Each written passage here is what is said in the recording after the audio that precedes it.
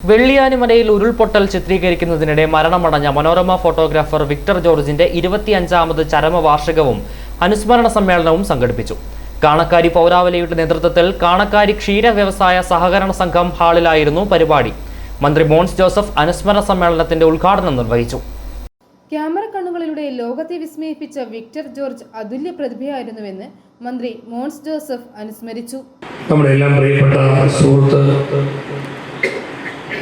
മലയാളക്കരയുടെ അഭിമാനമായിരുന്ന പ്രിയപ്പെട്ട Victor George നമ്മെ വിട്ടുപിരിഞ്ഞതിൻ്റെ ഓർമ്മകൾ ഇന്നലെ എന്നതുപോലെ നമ്മുടെ എല്ലാം മനസ്സിൽ വേദനയോടെ നിൽക്കുകയാണ്. പ്രിയപ്പെട്ട വിക്ടറിൻ്റെ ഓർമ്മകൾക്ക് മുമ്പിൽ ഞാനും പ്രണാമം അർപ്പിക്കുന്നു. വിക്ടർ ജോർജ് തീർച്ചയായിട്ടും ഒരു അതുല്യ പ്രതിഭയായിട്ടാണ് നമുക്ക് കാണുവാൻ കഴിയുക. എൻ്റെ അടുത്ത സുഹൃത്തായിരുന്നു. അതിലുപരി കോട്ടയം ബെസേലിയസ് കോളേജിൽ പഠിക്കുവാൻ പോയ സമയം മുതൽ ഞാനെപ്പോഴും ഓർക്കാറുണ്ട്. ഞങ്ങളെല്ലാം മാപ്പാഞ്ചിറയിൽ നിന്ന് ബസ്സിൽ കയറി തുവാനിസ ബസ്സിൽ രാവിലെ കയറുമ്പോൾ വിക്ടർ കാണക്കാരിൽ നിന്ന് മിക്കവാറും ആ ബസ്സിലാണ് കയറാറുണ്ട്. അങ്ങനെ കോട്ടയത്തേക്ക് എൻ്റെ രാവിലത്തെ യാത്രയിൽ മിക്കവാറും ഒന്നിച്ചു പോകാൻ കഴിയാറുണ്ട്.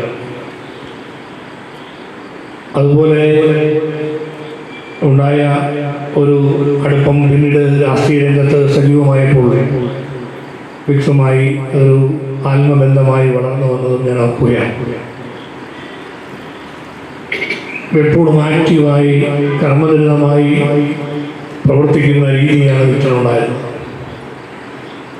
ഈ അപകടകരമായ സ്ഥിതിയിലേക്ക് പോകുമ്പോഴും വിക്ടറിൻ്റെ ഈ ഒരു ജിജ്ഞാസ മഴയോടും പ്രകൃതിയോടും ഫോട്ടോഗ്രാഫിയോടും എല്ലാമുള്ള തീക്ഷ്ണമായ ആഗ്രഹവും അദ്ദേഹത്തിൻ്റെ സമർപ്പണവും എല്ലാമാണ്. മറ്റെല്ലാം മറന്നുകൊണ്ട് ഈ രംഗത്ത് താൻ അർപ്പിച്ചിരിക്കുന്ന, താൻ ഇഷ്ടപ്പെടുന്ന ആ ഒരു മേഖലയ്ക്ക് വേണ്ടി തീക്ഷ്ണമായി ഏറ്റവും നല്ല ചിത്രം പകർത്തണം എന്ന ആഗ്രഹത്തോടെ എല്ലാ നിമിഷങ്ങളിലും സഞ്ചരിക്കുന്ന വിക്ടറിനെയാണ് നമുക്ക് കാണാൻ കഴിയുക. കാണക്കാരി പഞ്ചായത്ത് അംഗം റോയ് ജോസഫ് ചാണകപ്പാറ ചടങ്ങിൽ അധ്യക്ഷത വഹിച്ചു. മുൻ എംപിമാരായ ജോയി എബ്രഹാം, സുരേഷ് കുറുപ്പ്, കോട്ടയം ജില്ലാ പഞ്ചായത്ത് അംഗം Josmon Mundakkal, Kochurani Sebastian, Ettumanoor SP Pillai foundation president Jagadeesh Swamiyashan, Victor ജോർജിന്റെ കുടുംബാംഗങ്ങളും നാട്ടുകാരും ഉൾപ്പെടെ നിരവധി പേർ അനുസ്മരണ സമ്മേളനത്തിൽ അദ്ദേഹത്തിന്റെ ഓർമ്മകൾ പങ്കുവച്ചു.